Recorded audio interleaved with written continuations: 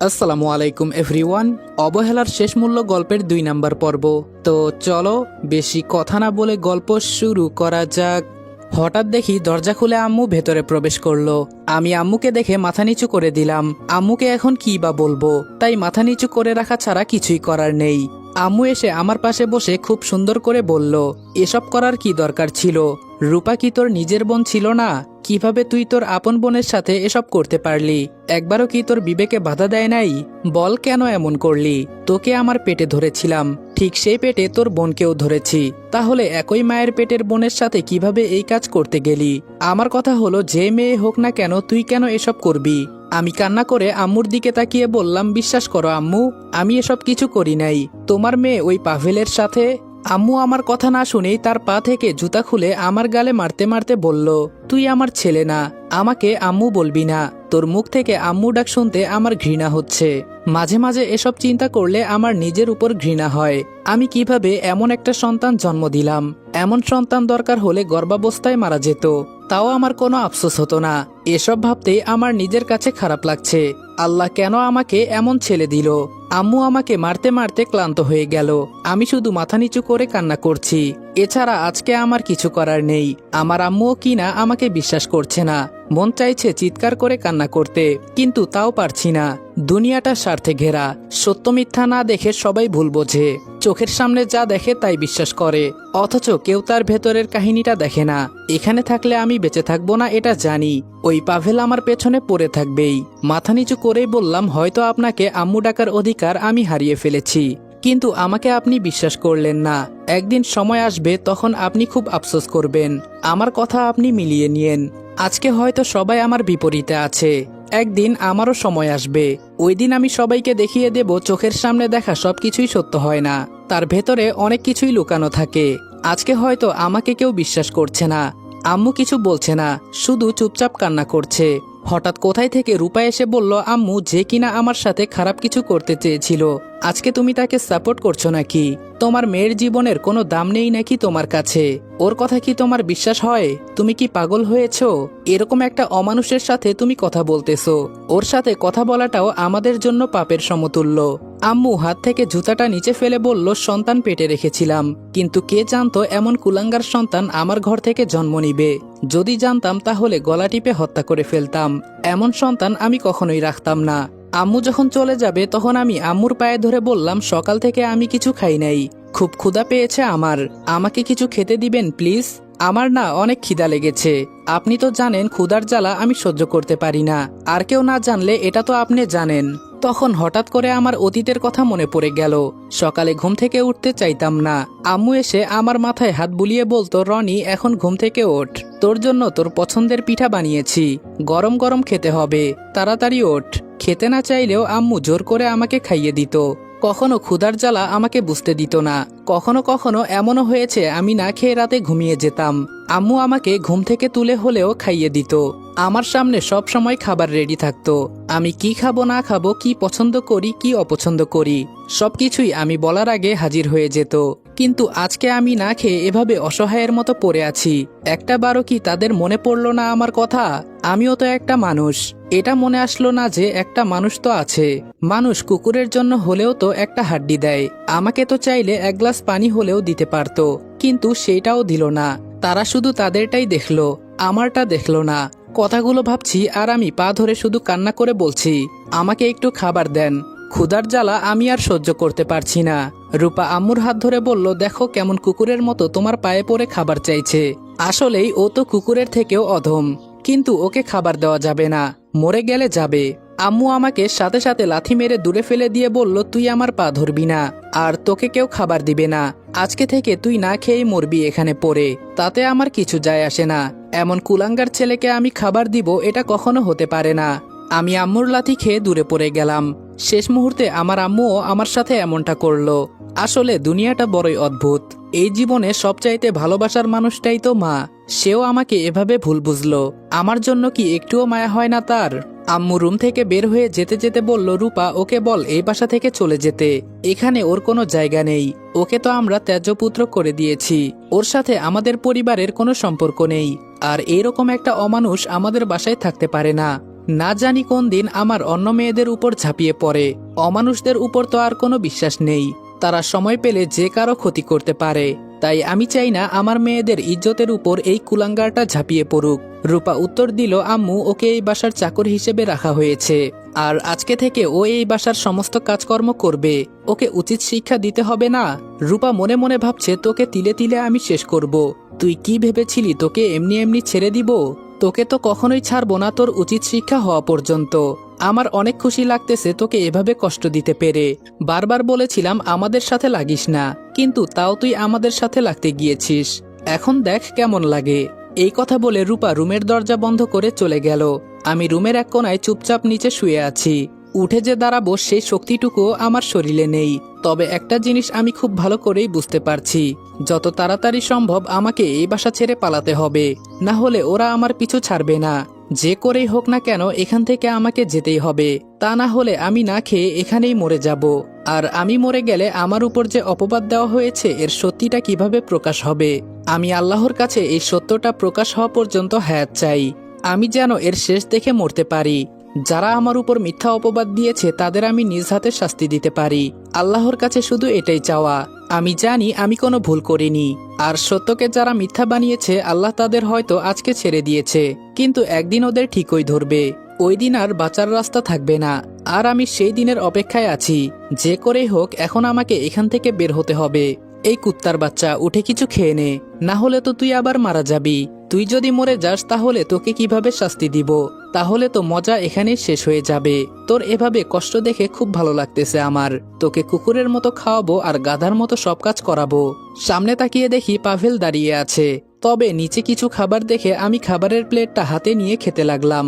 এতটাই ক্ষুধা লেগেছে যে এখন আমি সামনে যা পাই তাই খেতে পারবো, সেটা যেমনই হোক না কেন। ক্ষুধার জ্বালা বড় জ্বালা। ক্ষুধায় পড়লে মানুষ ডাস্টবিনের খাবারও খেতে পারে। এখন বুঝতে পারছি যারা অসহায় তাদের কেমন লাগে, যারা একবেলা খাবার পেলে আরেক বেলা পায় না তাদের কেমন লাগে। আমার সামনে এখন কি রকম খাবার দিয়েছে আমি সেটাও জানি না। খাবার থেকে গন্ধ আসছে, কিন্তু সেটাও আমার কাছে গন্ধ মনে হচ্ছে না। এতটাই ক্ষুধা লেগেছে আমার। এখন সামনে যেটা পেয়েছি সেটা খাওয়া শুরু করে দিয়েছি। তবে ভাতের মাঝে কোনো তরকারি নাই। লাল টুকটুকে কতগুলো মরিচের গুঁড়া দেওয়া আছে। মানুষ কিভাবে পারে এতটা নিচে নামতে? সারাদিনে এইমাত্র খাবার দিল, তাও আবার এমন। এক লোকমা ভাত মুখের ভেতরে যেতেই মনে হলো যেন আমার মুখসহ কলিজাটা পুড়ে যাচ্ছে। আমি আর সহ্য করতে না পেরে পানি পানি বলে চিৎকার করতে লাগলাম। পাভেল আমার সামনে একটা গ্লাস এগিয়ে দিল, আর সেই গ্লাসের পানি মুখে দিতেই বুঝলাম এখানেও মরিচের গুঁড়া মিশিয়ে দেওয়া হয়েছে। যখন আমি চিৎকার দিব তখন পাভেল আমার মুখ চেপে গ্লাসটা নিয়ে সমস্ত পানিটুকু আমার মুখের উপর ফেলে দিল, যার কারণে আমার চোখ মুখ সবকিছু যেন জ্বলে পুড়ে ছারখার হয়ে যাচ্ছে। আমি আর সহ্য করতে পারলাম না। পাভেল পাশ থেকে একটা কাপড় নিয়ে আমার মুখ বেঁধে দিয়ে বলল, একদম চিৎকার করবি না। তুই যদি বেশি বাড়াবাড়ি করিস তাহলে তোর ছোট বোনকেও ছাড়বো না। আর যদি চুপচাপ থাকিস এবং কাউকে কিছু না বলিস আমি তোর ছোট বোনকে কিছু করব না। এখন তোর ইচ্ছা, তুই চিৎকার করবি নাকি চুপচাপ থাকবি। আমি চোখ বন্ধ করে শুধু কান্না করছি আর মরিচের ঝাল সহ্য করছি। আমার মা বাবা আমার উপরে কখনো একটা ফুলের টোকা পর্যন্ত দেয় নাই, আর আজকে সবাই আমার সাথে এতটা বাজে ব্যবহার করছে। মুখের বাঁধন খুলে সামনে থাকা খাবার হাতে নিয়ে খেতে লাগলাম। আজকে আমাকে বেঁচে থাকার লড়াই করতে হচ্ছে। আমি যদি মারা যাই তাহলে এদের উচিত শিক্ষা দিতে পারবো না, এজন্য আমাকে বেঁচে থাকতে হবে। যতই খাবার খাচ্ছি ততই যেন চোখ থেকে আপনা আপনি পানি পড়ছে। চোখগুলো একদম লাল হয়ে গেছে। পাভেল চোখ বড় করে আমার দিকে তাকিয়ে আছে আর টিটকারি করে বলছে যে ছেলে কিনা মাছ মাংস ছাড়া ভাতই খেত না, আজকে তাকে কাঁচামরিচের গুঁড়া মিশিয়ে ভাত খেতে হচ্ছে। বিষয়টা খুব হাস্যকর, তাই না? আমি হাসবো না কান্না করব কিছুই বুঝতে পারছি না। হঠাৎ আমার ছোট বোন মিষ্টি রুমের ভেতরে ঢুকতে ঢুকতে বলল, পাভেল ভাইয়া এখানে কি করো? সাথে সাথে মিষ্টি আমার দিকে তাকিয়ে কান্না করতে করতে দৌড়ে রুম থেকে বের হয়ে গেল। আমার অবস্থা এতটাই খারাপ যে যে কেউ আমাকে দেখলে এখন পাগল বলবে। পাভেল হাসতে হাসতে বলল, যতই হোক এক মায়ের পেটের বোন, দরদ তো লাগবেই। আমি কান্না করতে করতেই বললাম, কেন তুই আমার পরিবারের সাথে এসব করছিস? তোরা দুই ভাই কি চাস আমাদের কাছে? পাভেল আমার পাশে বসে বলল, কি আর চাইবো? আমার বাবার এতটাও সম্পত্তি নাই যতটা তোর নামে আছে। এখন তো তোর বাবার কোনো ছেলে নাই, এজন্য সবকিছু আমরা দুই ভাই পাবো। তোকে তো ত্যায্যপুত্র করেই দিয়েছে। এর ফাঁকে শুধু তোর বোনের সাথে একটু এনজয় করে নিলাম। তবে এখানে আমাদের কোনো দোষ ছিল না। তোকে আমরা দুই ভাই মারবো এটা আমরা আগে থেকেই চিন্তা ভাবনা করে রেখেছি। কিন্তু কে জানে তোর বোন আমাদের দুই ভাইকে কাছে টানবে। আর সেই সুযোগেরই সদ্ব্যবহার করে দিলাম। এখন এক ঢিলে দুই পাখি শিকার করেছি। বিষয়টা খুব ভালো, তাই না? আমি কোনো মতে এক কোনায় গিয়ে হেলান দিয়ে পাভেলের দিকে তাকিয়ে বললাম, তুই এক কাজ কর, আমাকে মেরে ফেল, তাহলে তুই বেঁচে যাবি। না হলে আমি যদি বেঁচে যাই তোকে সহজে ছাড়বো না, তোর কলিজা বের করে তোকে দেখাবো নিজ হাতে। পাভেল হাসতে হাসতে বলল, তুই আবার আমার কি করবি? আর তাছাড়া তুই তো এই বাসা থেকে বের হতেই পারবি না। সেই সুযোগ তোকে দিলে তো তুই এখানে থেকে আমাদের দেওয়া যন্ত্রণায় একসময় আত্মহত্যা করবি। তোকে মেরে ফেলতাম, কিন্তু তোকে দেখে আমার এখন মায়া হচ্ছে। কি আর করব, চাচাতো ভাই তুই আমার।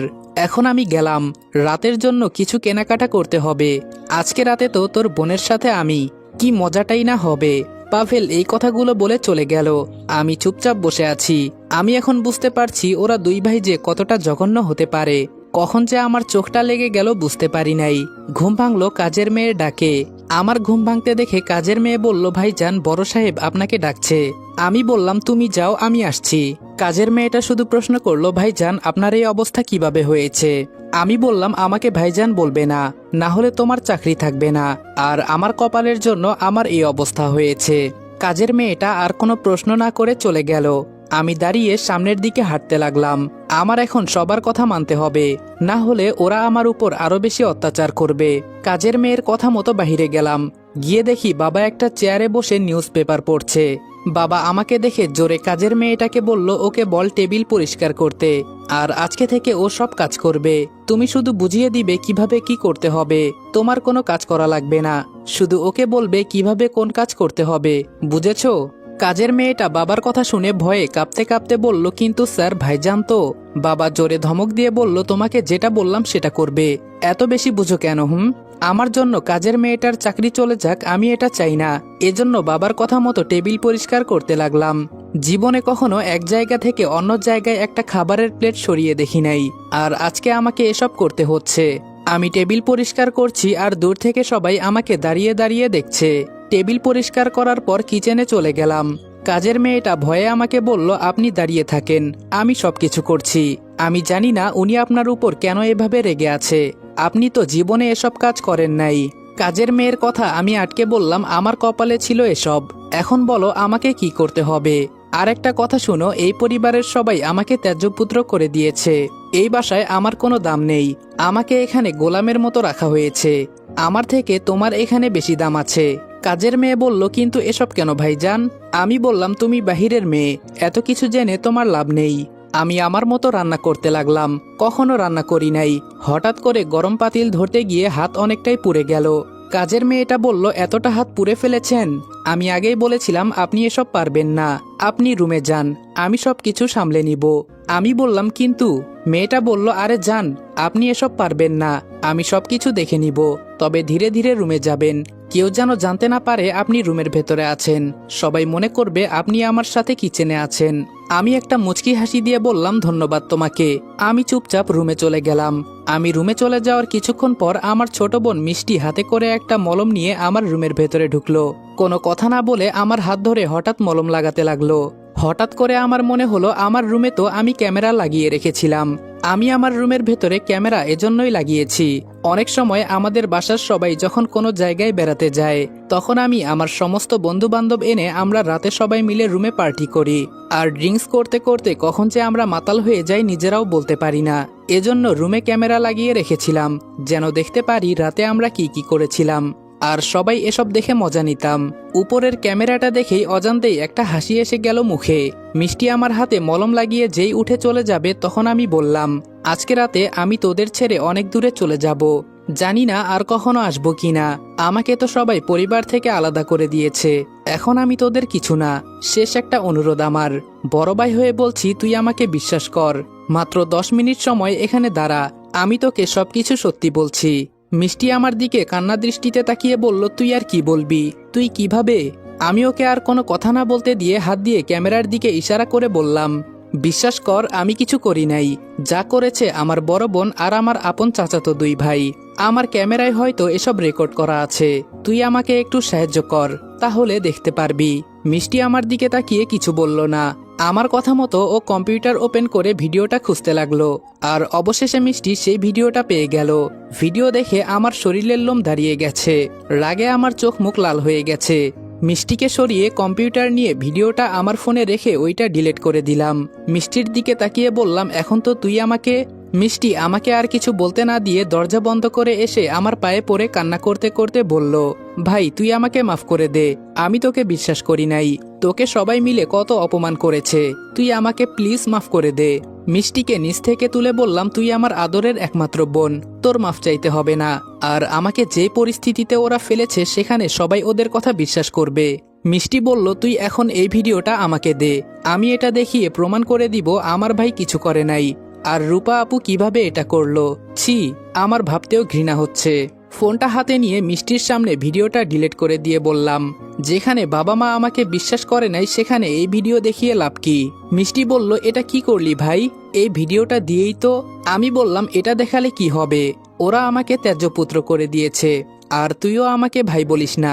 মিষ্টি বলল, ভাই এভাবে বলিস না, তুই আমার একমাত্র ভাই, তুই ছাড়া আমার কে আছে বল।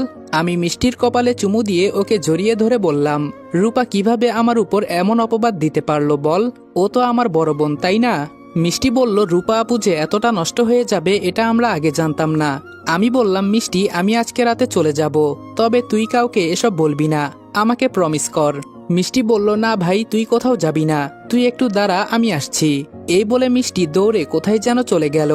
আবার কিছুক্ষণ পর একটা প্লেটে কি যেন নিয়ে আসলো।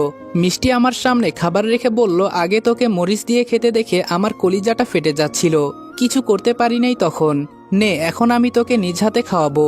আমি বললাম, মিষ্টি এখন চলে যা, কেউ দেখলে সমস্যা হবে। মিষ্টি বলল, কি সমস্যা হবে, আমি তো আমার নিজের ভাইয়ের কাছে আছি, এতে কি হবে, আর যদি কিছু হয় আমি দেখে নিব। তোর বোন এখন বড় হয়েছে, সে এখন বুঝতে শিখেছে। আমি মিষ্টির হাতে খাবার খেতে লাগলাম। মিষ্টি বলল, ভাইয়া তুই কি সত্যি চলে যাবি? আমি বললাম, আমি এখানে থাকলে ওরা আমাকে মেরে ফেলবে, আমাকে বাঁচতে হবে, তুই আমাকে বল এসব কথা কাউকে বলবি না। মিষ্টি বলল, কিন্তু ভাইয়া। আমি বললাম, আমি যেটা বললাম সেটা বল। মিষ্টি বলল, হ্যাঁ বলবো না ভাইয়া, কিন্তু সবাই যে তোকে ভুল ভাবছে। আমি বললাম, সমস্যা নেই, ওদেরকে ভাবতে দে, আর যত দ্রুত সম্ভব তুই দেশের বাহিরে চলে যা, না হলে ওরা তোর সাথেও খারাপ কিছু করবে। মিষ্টি রেগে বলল, আমি ওদের দেখে নিব। আমি বললাম, দেখ বোন, মাথা গরম করিস না, ওরা ছেলে মানুষ, তুই ওদের সাথে কিছু করতে পারবি না, আমি যেটা বললাম সেটা কর, ওখানে গিয়ে মনোযোগ দিয়ে পড়াশোনা কর। মিষ্টি বলল, আর তুই? আমি বললাম, আমি কোনো একদিন এখানে ফিরে আসব। মিষ্টি আমার মাথায় হাত রেখে বলল, আমাকে ছুঁয়ে কসম কেটে বল। আমি বললাম, হ্যাঁ বোন আমি ফিরে আসব, তুই কোনো চিন্তা করিস না। ফোনটা বের করে সাজিদকে কল দিলাম। সাজিদ কল ধরে বলল, আমি তোর বাসায় আসতেছি। আমি বললাম, তোর আশা লাগবে না, আমি আজকে রাতে বাসা থেকে পালিয়ে চলে আসব, তুই একটা কাজ কর। সাজিদ বলল, হ্যাঁ বল। আমি বললাম, আমার বড় বোন রূপাকে কিডন্যাপ করবি, আর ওকে এমনভাবে মারবি যেন এক সপ্তাহ বিছানা থেকে উঠতে না পারে, একটা হাত ভেঙে দিবি। সাজিদ বলল, কিন্তু রনি এসব কেন, ওকে অন্যভাবেও তো শাস্তি দেওয়া যায়। আমি বললাম, দেখ আমি তোকে পরে সবকিছু বুঝিয়ে বলবো, আমি যেটা বললাম তুই সেটা করতে পারবি না? সাজিদ বলল, রনি আমি পারবো, তুই কোনো চিন্তা করিস না, আর ওরা তোর সাথে তো কিছু করে নাই। আমি বললাম, অনেক কিছু করেছে, এজন্যই তো আমি পালিয়ে আসব। যারা আমাকে ত্যায্যপুত্র করে দিয়েছে তারা আমার সাথে কি কি করতে পারে একবার ভাব তুই। সাজিদ বলল, ওদের তো আমি দেখে নিব। আমি বললাম, তোর কিছুই করতে হবে না, আমি সবকিছু দেখে নিব, তোকে যেটা বললাম পারবি তো? সাজিদ বলল, আমাকে তো রূপা আপু চিনে ফেলবে। আমি বললাম, তোর মুখ ঢেকে রাখবি, তাহলেই হবে। সাজিদ বলল, এটা করা কি বেশি জরুরি? আমি বললাম, এছাড়া অন্য কোনো উপায় নেই, আর তুই আমার শেষ ভরসা, তোর উপর ভরসা করে আমি পালিয়ে যাচ্ছি, তুই একটা ব্যবস্থা করে দিতে পারবি তো আমাকে? সাজিদ বলল, তুই আমার ছোটবেলার বন্ধু, তুই আগে তো আয়, তারপরে দেখ আমি কিছু করতে পারি কিনা। আমি বললাম, তোকে অনেক ধন্যবাদ। সাজিদ বলল, তুই যদি বলিস তাহলে তোর বোনকে? আমি বললাম, সাজিদ ও আমার আপন বোন, যদিও অপরাধ করেছে, কিন্তু আমি ওকে মারতে পারবো না। সাজিদ বলল, পাভেল আর ওর ভাইকে কি করবি? আমি বললাম, ওদের আমি নিজ হাতে শাস্তি দিব, তুই কোনো চিন্তা করিস না। সাজিদ বলল, আচ্ছা ঠিক আছে, তোর যেটা ইচ্ছা। সাজিদের সাথে কথা শেষ করে ফোনটা রেখে দিলাম। ফোন রাখার পর